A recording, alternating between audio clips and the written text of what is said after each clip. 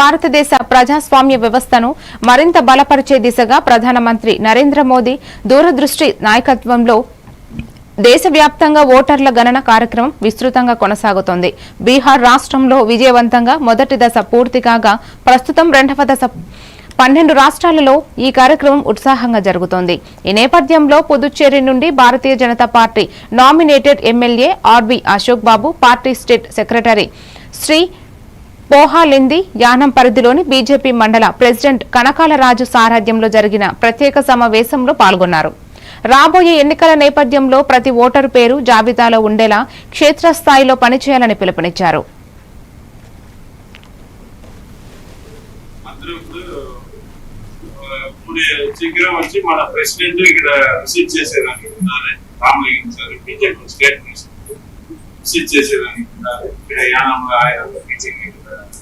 Conduct చేసి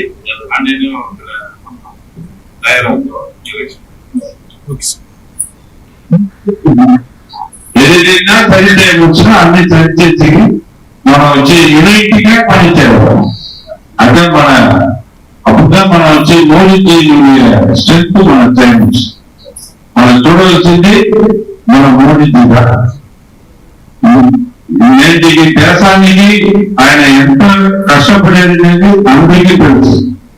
మన భారతదేశం నేటి వచ్చి వరల్డ్ విధంగా నేటికి వచ్చి నంబర్ 1గా గ్రో అయ్యే ఉంటాడు. మన అందరూ పేపర్లు చూసేమో అన్ని కంట్రీలు వచ్చి నేటి మన ప్రైమ్ మినిస్టర్ని మా కంట్రీకి రండి, మా కంట్రీకి రండి అందరూ చూసారు. సో మనంతా మన ప్రైమ్ మినిస్టర్ పార్టీగా ఉండేది కదా, అది మనం చేసిన